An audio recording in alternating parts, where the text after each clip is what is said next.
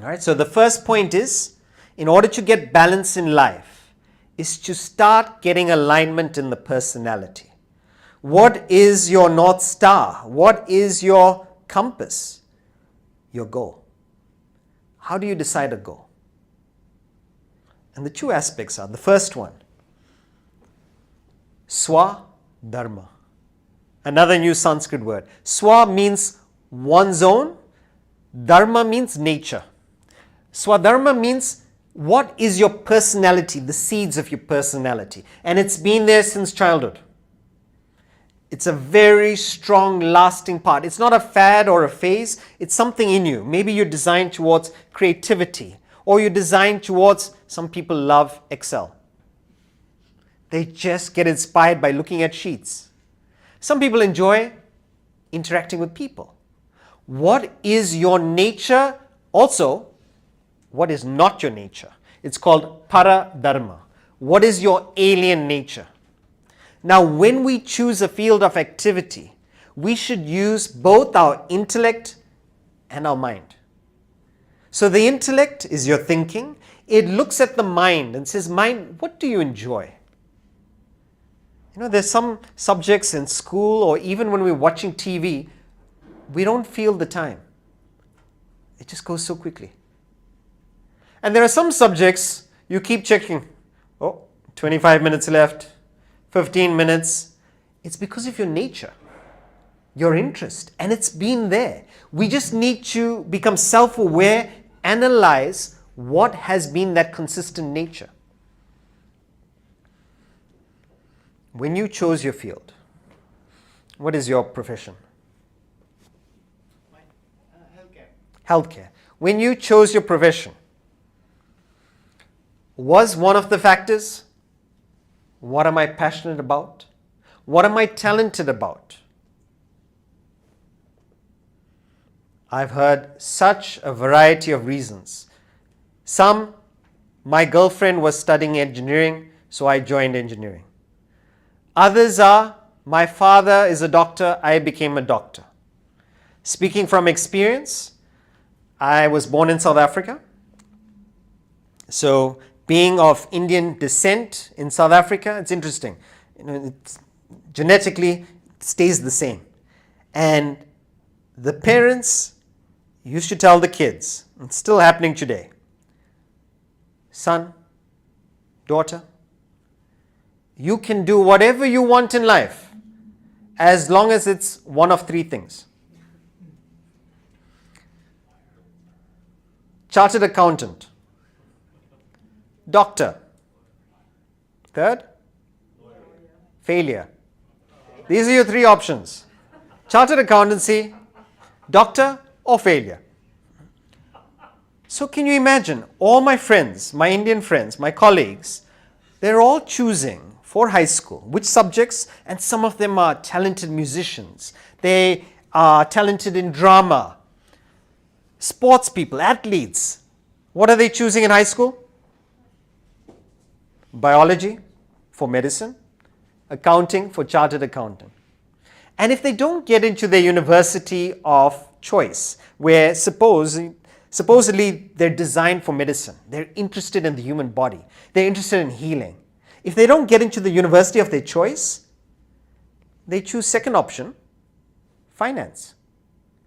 But that is a career you're going to be doing for the next 40 years of your life. What a decision. Why is it so important to go with Swadharma? If you go against your nature, everything is a little bit more effort. It's headwind. And it doesn't mean you won't be successful, but the challenge and the difficulty to get there. Whereas, if you go with your nature, you're getting that alignment with your personality. That's the first part of balance. And for those of you who may not have had the ability or the option to choose your Swadharma, start creating it where you are now. Even in your particular field. Start looking at activities that are more inclined towards your nature. Maybe delegate or see how others who are also inclined in that particular area that you're not inclined could displace you. So even as a leader, putting the right person for the right activity. Albert Schweitzer, he says, success is not the key to happiness. So look at the paradigm shift. Success is not the key to happiness. Happiness is the key to success. If you love what you are doing, you will be successful. Mark Twain, he says something similar. He says, find a job you enjoy doing and you will never have to work a day in your life. Avanya and myself have not taken a day off for the last 18 years. No weekend, no vacation, although if you look at our itinerary, it looks like a long holiday. Aruba, Mauritius, Dominican Republic, beautiful locations, but we're going there and day in, day out, it's meetings, lectures. But here's the thing. If you enjoy what you do, you don't feel it as work.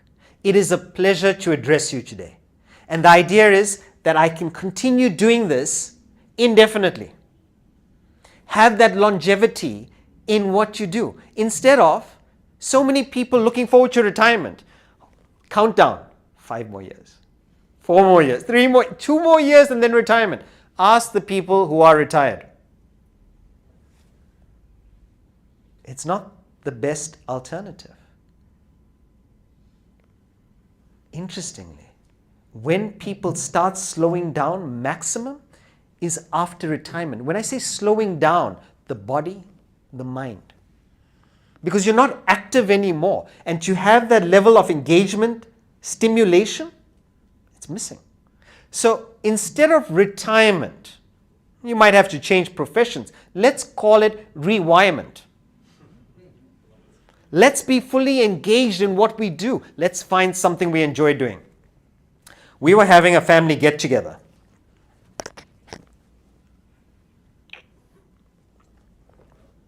It happens once in 5 to 10 years.